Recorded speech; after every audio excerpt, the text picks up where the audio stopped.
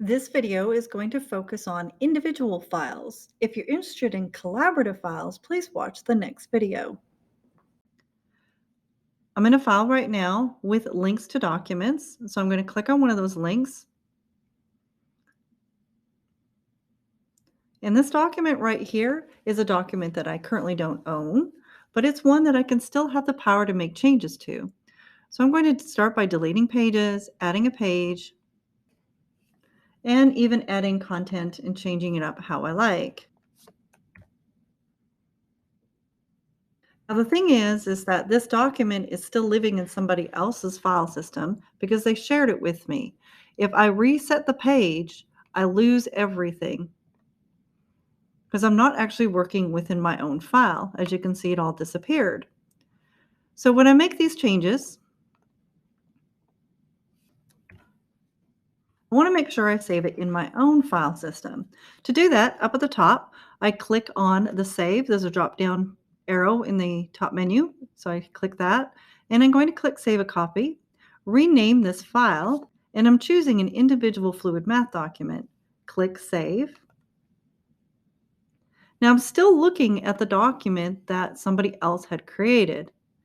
So I'm going to now reopen my document, and I'm going to see that it's right here. The student warm-up 1 is the one that I just created right now. So I'm going to select it and I'm going to reopen it. Now, if I go back to the original document that I had clicked on and reopen that one, you can see that I did not make changes to the other person's document. You can see this is what it originally looked like, and this is what mine now looks like.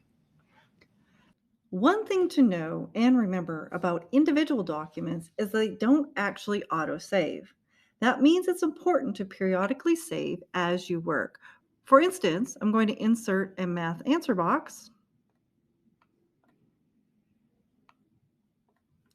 And if I don't save at this point and I close out my tab or reset the page, I'll get a little pop-up that says changes have been made. And if I close out, I won't have them anymore. But I'm going to go ahead and reload so I can show you what you see. So what I just added is now gone. So it's important, again, to make sure that when I add content that I want to keep, that I save as I go along.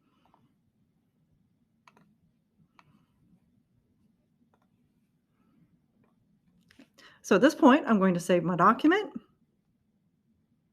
And now I can use this as a teaching document. There is actually a really good reason why these documents don't autosave. Teachers often use these documents for direct instruction for multiple classes and will add temporary annotations. And then after each class, that teacher can then reset their page for the next class and those notes disappear. That saves you the time in having to create multiple documents so you can teach for multiple classes. So for instance, I may want to make some annotations on this document. So I'm going to be teaching to students.